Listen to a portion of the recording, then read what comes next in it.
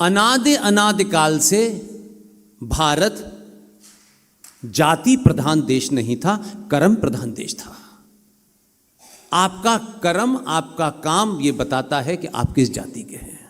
मां के पेट से न कोई ब्राह्मण पैदा होता है, न कोई ठाकुर पैदा होता है, कोई नहीं पैदा होता। ये दुकानदारी आपने चलाई है। आपको ये भी पता नहीं है कि इस भारत के अंदर जातिगत जनगणना कब की और किसने की और किन परिस्थितियों में की। इसीलिए मैंने कहा आपके शत्रु ने आपको बहुत गहराई से पढ़ा और उसका इंतजाम कर दिया उसने। तो 76 में सेकुलरिज्म शब्द को अंबेडकर ने अपने तथ्यों तर्कों के साथ रिजेक्ट कर दिया। लेकिन 76 के अंदर रात के अंधेरे में इंदिरा गांधी ने किस तरीके से डाला, आप जानते हैं कि पार्लियामेंट में ज्यादा तक नेता अंदर चले गए थे। लेकिन वो इशू नहीं है मेरा बताना, मेरा इशू ये है सेकुलर शब्द का मतलब क्या समझते हैं आप? बताइए, कोई बात नहीं, इंटरेक्टिव बात है। सेकुलर शब्द का क्या मतलब समझते हैं? बताइए बताइए, कोई भी एक बताए भाई, ऐसा भी बदनाम मत करो इस धरती को यार। अच्छा, धर्मनिरपेक्ष। अच्छा, अगर आपने इसका धर्मनिरपेक्ष इसका ट्रांसलेशन कर लिया है तो धर्मनिरपेक्ष का मतलब बताइए।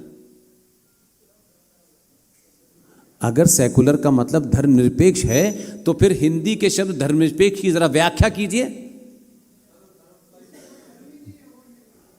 आप धर्म को निषेध कर रहे हैं ना, धर्म का निषेध कर रहे हैं, यानी अपने कर्तव्यों से अलग। फिर तो अनार्की फैल जाएगी जब कोई अपना काम ही नहीं करेगा, अगर देश धर्मनिरपेक्ष हो गया तो। इसलिए मैंने कहा कि धर्म की परिभाषा आपके अंदर गड़बड़ गई है, भाईजान में नहीं गई है। आप धर्म को मजहब और रिलीजन का समकक्ष मानते हैं भाई। धर्म का शब्द का मतलब ही अलग है। हम पंथ हो सकते हैं, हमारा कोई पंथ हो सकता है, हमारी कोई अलग से पहचान हो सकती है, लेकिन धर्म शब्द का तो कोई मतलब ही नहीं है। तब यह 76 के अंदर रात में डाला गया। और ताज्जुब यह है कि तब अंबेडकर नहीं थे, तब बौने थे इस देश के अंदर, बाहर और अंदर 15-15 घंटे के प्रवचन देने वाले लोग, हिंदी की बहुत बड़ी बड़ी उपमाएं देने वाले लोग, राम से लेकर के दुनिया जमाने की कहानियां सुनाने वाले लोग मौजूद थे। तब भी किसी ने कुछ नहीं कहा। इसलिए जो कि अंबेडकर के खिलाफ एक एजेंडा चला रहे हैं, उनका सरनेम क्या है मुझे उस पर जाना नहीं है, लेकिन उस एजेंडे को मुझसे बेहतर कोई नहीं समझ रहा है। वो एजेंडा बहुत खामोशी से चल रहा है और रोज चल रहा है, क्योंकि अब सोशल मीडिया वगैरह हो गया है तो उसको चलाया जा रहा है और कहा जा रहा है कि अंबेडकर ने तो संविधान बनाया ही नहीं था।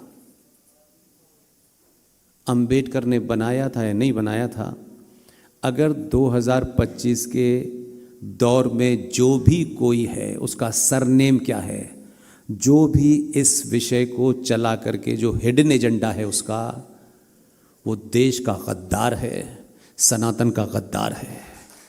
वो कोई भी हो, मैं हर सभा में बोलूंगा, यूट्यूब पे बैठ करके एक नया एजेंडा किसी एजेंडे के तहत लाया जा रहा है। एक बहुत बड़ा वर्ग है जो इस समय ताकतवर हुआ है, जिसके कारण दिल्ली में कुछ लोग बदले हैं। वो वहां चोट नहीं कर पा रहे तो वहां चोट कर रहे हैं। अंबेडकर के बराबर का ब्राह्मण दुनिया में अभी तक पैदा नहीं हुआ। और मैं तथ्यों पे कहता हूं, मेरा, आप जानते हैं मेरा कोई लेना देना नहीं, मैं भावनात्मक बातें करता ही नहीं हूं, लेकिन ये ताकत होनी चाहिए। जरूरी नहीं है कि हर आदमी जो हमें अच्छा लगे हम उसी की तारीफ करें। आपका कद इस बात से बढ़ता है कि शत्रु अगर आपका ईमानदार है और आप बेईमान हैं, तो अगर शत्रु ईमानदार है तो उसकी तारीफ करनी चाहिए। कि शत्रु के मुंह से कुछ भी निकल जाए, बस हमको कुछ भी बोलते रहना है। संविधान सभा की मीटिंग कंप्लीट हो गई, सब कुछ खत्म हो गया, संविधान ऑलमोस्ट कंप्लीट होकर बन चुका था, लेकिन दो लोगों के मात्र 10 सेकंड की बातचीत ने इस संविधान की पूरी व्याख्या बदल दी। और हमने चर्चा नहीं सुनी इन 70 सालों में। हमको जिस दिन पता चला उस दिन से जब तक डॉक्यूमेंट नहीं हमने निकाल लिए तब तक बोलना, आज 15 साल से बोल रहे हैं। हमारी भी अपनी लिमिटेशंस हैं, लेकिन ये भाव आपको मजबूत नहीं बनाता। ये भाव मुझे हजारों साल की सभ्यता से जोड़ता है, इसलिए बोलता हूं मैं। Ambedkar was the chairman of drafting committee और डॉक्टर राजेंद्र प्रसाद पार्लियामेंट संविधान सभा के अध्यक्ष थे। दोनों लोगों ने कितनी खूबसूरती से एक शब्द को पकड़ा और उसको कितनी दूर तक ले गए। अगर आज के लोगों को दे देते ना तो वो तो अपनी दुकान चला लेते, बस उससे ज़्यादा कुछ नहीं करते। उसमें एक जगह पहले पेज पे लिखा है इंडिया दैट इज भारत, और दोनों ने उसी लाइन को पकड़ा।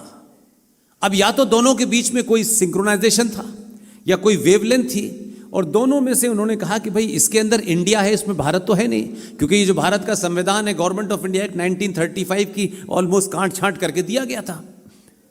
तो उन्होंने कहा अब इसमें कोई बदलाव नहीं हो सकता, लेकिन एक काम हो सकता है, इसमें भारत नहीं है, इसमें भारत को प्रकट करना है किसी तरीके से।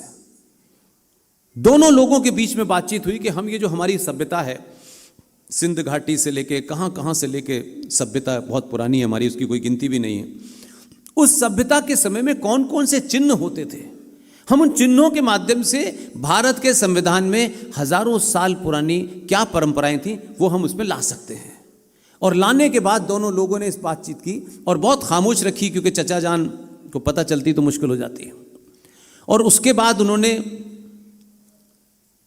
बंगाल में कलकत्ता के पास एक शांति निकेतन जगह है, शांति निकेतन से वहाँ के सबसे बड़े आर्टिस्ट नंदलाल बोस को बुलाया, और 21 साल का एक लड़का जो नंदलाल बोस का स्टूडेंट था, वो दोनों को बुला के दिल्ली में उनको संविधान की कॉपी दी गई। और कॉपी देने के बाद कहा कि आपके पास कम समय है, इसको पढ़ लीजिए, एक एक चैप्टर को पढ़ लीजिए। इस चैप्टर से हम हजारों साल पहले इन इश्यूज को कैसे डील करते थे, और कैसे डील करते थे तो उस सभ्यता के क्या चिन्ह हो सकते हैं। इतना ही कहा, दोनों लोगों ने विद इन ए वीक जो काम किया वो आज तक हमारे बीच में है। बीच में कुछ लोगों ने उसको खेल ही कर दिया था, कोई नहीं बोला किसी पार्टी का, बता किस पार्टी का एजेंडा है, पता ही नहीं था उनको, लेना देना ही नहीं था। तब तो चुनाव जीतो, सत्ता पे जाओ, आओ, 2-4 कम, बस यही था। तो जिन लोगों के पेट में दर्द है उसके कारण दूसरे हैं। जब उनको मौका मिला तब तो वो कुछ और कर रहे थे, अब इसको मौका मिला तो वो कुछ और कर रहा है। उन लोगों ने पूरे संविधान को पढ़ डाला, और पढ़ने के बाद उन दोनों ने मिलकर के, उन जो नंदलाल बोस थे, उन्होंने जो चित्र बनाए हैं, उन चित्रों के बारे में आपको जानकारी नहीं है। ये जो बनारस जहां से सतीश जैन साहब आते हैं, बनारस में एक जगह है ज्ञान व्यापी, आजकल बहुत सुना होगा आपने, है ना। हम एक एक शब्द की बाल की खाल निकालने वाले ज्ञान व्यापी मस्जिद, ज्ञान का मस्जिद से क्या संबंध है? ये शब्द की मर्यादा समझ रहे हैं आप? ज्ञान हमारा शब्द है, व्यापी हमारा शब्द है, तो मस्जिद कहां से आ गई?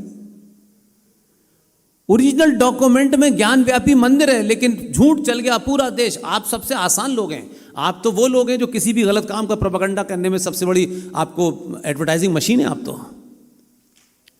उस ज्ञान व्यापी मंदिर के सामने 450 साल पुराना शिवलिंग बना हुआ है। भारत के संविधान के पहले पृष्ठ पर वही शिवलिंग बनाया था उन्होंने। उसी संविधान में मर्यादा पुरुषोत्तम राम, लक्ष्मण, सीता पुष्पक विमान से भारत लौट रहे हैं। ये 5वें नंबर के पेज पर संविधान के बना हुआ है। उसी में कृष्ण हैं, उसी में सुभाष चंद्र बोस हैं, उसी में छत्रपति शिवाजी हैं, उसी में रानी झांसी हैं, उसी में जैन दर्शन है, उसी में बौद्ध दर्शन है। ऐसे मिलाकर के चित्र बने थे और वो चित्रों को लगा दिया गया।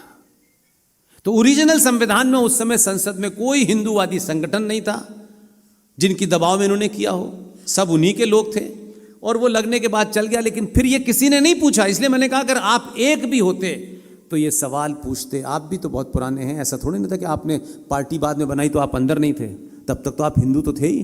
तो पूछते कि संविधान में से ये चित्र कैसे गायब हो गए। उनको भी कोई मतलब नहीं था, भत्ता लो दिन भर का और जाओ, इतना ही था। वो चित्र गायब हो गए, बोला ही नहीं कोई आदमी, बात खत्म हो गई। ये जो आया है ना अभी, जो बनारस वाले उससे पूछते हैं कि तुम्हें किसने बुलाया था यहाँ पे, तो वो इनसे कह देता है मुझे माँ गंगा ने बुलाया था। अब ये गंगा से पूछ रहे हैं कि गंगा जी तुमने बुलाया था, गंगा जी जवाब नहीं दे रही।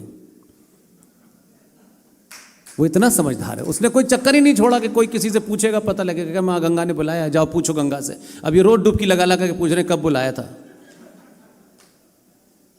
तो जब कोई आदमी काम करे सिविलाइजेशन के लिए तो उसका सरने मत देखना, उसके काम को देखना।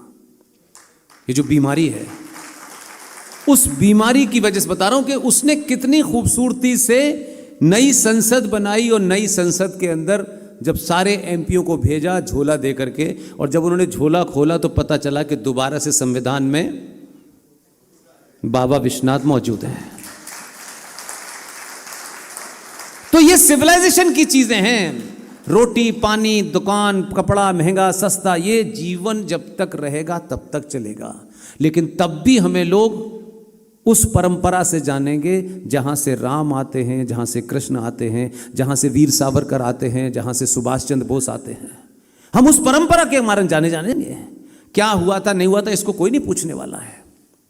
तो ऐसे बहुत सारे काम हो रहे हैं लेकिन हम उस तरफ चिंतित नहीं हैं। इसलिए कुछ लोगों की ईगो है, नहीं अगर हम नहीं तो फिर ये नहीं, तुम्हारी ईगो की कोई वैल्यू नहीं है, कोई लेना देना नहीं है।